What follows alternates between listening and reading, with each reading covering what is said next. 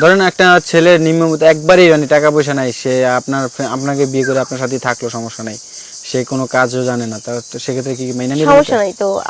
আমি তো বলছি, কথা শুরুতে আমি বলছি যে আমার বাবার যতটুকু আছে আলহামদুলিল্লাহ, আর আমি আমার বাবার একমাত্র সন্তান, আমার আর কোনো ভাই বোন নেই। তো সে কাজ করতে পারলেই কি না পারলে কি, আমার বাবার যতটুকু আছে সে যদি খেতে পারে তাহলে সারা জীবন খেতে পারবে। তাই? হ্যাঁ। যদি বলে চলো আজকে অমুক জায়গায় ঘুরতে যাবো, কিন্তু ওর কাছে তো টাকা নেই, তখন? সেটা তো আমি দায়িত্ব নিয়ে দিছি, যেহেতু আমি যদি এরকম ক্যামেরার সামনে যদি এসে বলতে পারি যে তার প্রত্যেকটা রেসপন্স আমার, তাহলে কেন আমি তাকে ছোট করব? হ্যাঁ, তার অর্থ সম্পদ নাই তার মানে এই না যে তাকে আমি ইগনোর করব, বা সে আমাকে তার নিজের কামাই দিয়ে কিছু দিতে পারতেছে না তার মানে এই না যে আমি তাকে হচ্ছে যে অবহেলা করব, তাই না? আর আমি তো এটা বলে দিছি অলরেডি। আচ্ছা আপু, আমরা দর্শকদের মানে বিদে প্রতিবেদনে একবারই শেষ পর্যায়ে দর্শকদের উদ্দেশ্যে কিছু বলার আছে?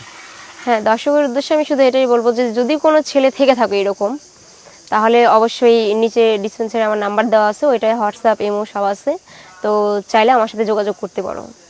তাই? হ্যাঁ, আর অবশ্যই আমাকে তো দেখতেই পাচ্ছ, মাথা থেকে পা অবধি দেখতে পাচ্ছ, তো আমাকে তো আর দেখার কিছু নেই। খালি এনজয় হইব নাকি? হ্যাঁ অবশ্যই। খালি ঘোরাঘুরি সব? অবশ্যই। হুম। হাজবেন্ড তো এরকমই একটা জিনিস যে তার সাথে সময় কাটাবো, রোমান্টিক মুহূর্ত থাকবে, না ওই যে ভালোবাসা বাসায়, থাকবে।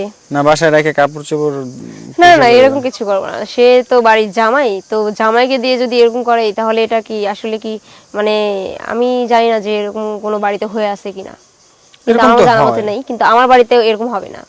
না এরকম হয়, অনেক ফ্যামিলিতে আছে।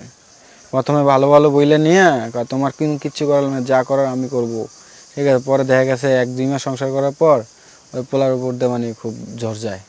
না না, যদি এরকমই মনে হয় তাহলে আমার সাথে আগে থেকে যোগাযোগ করতে পারো। দেখা যাচ্ছে যে আজকে যোগাযোগ করতে দেখে যে আজকেই বিয়ে করবো আমরা, এরকম তো না।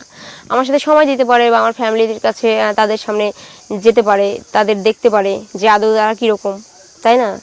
আর এটা তো বিয়ে করতেছি, এটা সারা জীবনের জন্য, তো সেও আমাকে দেখবে, বুঝবে, বা আমার ফ্যামিলি কীরকম সেটাও জানতে পারবে, আমিও দেখব। তাই?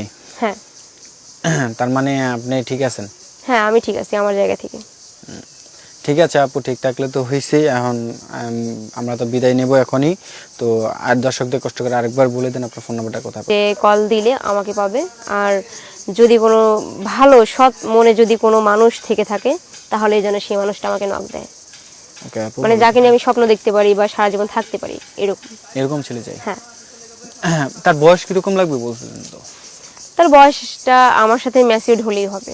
মেসেজ বলতে আপনার মানে আপনার চাহিদা কতটুকু? আমার চাহিদা 24-25। 24-25? হ্যাঁ। 24-25 হবে? হ্যাঁ। আপনার কত? আমার 21। 21? তাই নাকি? 18+? হুম। তার মানে আপনি যদি এখন যদি মানে এর আগে কোনো প্রেম টেম বা কোনো কিছু করছিলেন নাকি? না না না, আমি কোনো প্রেম করিনি, অনেক প্রপোজ পাইছি।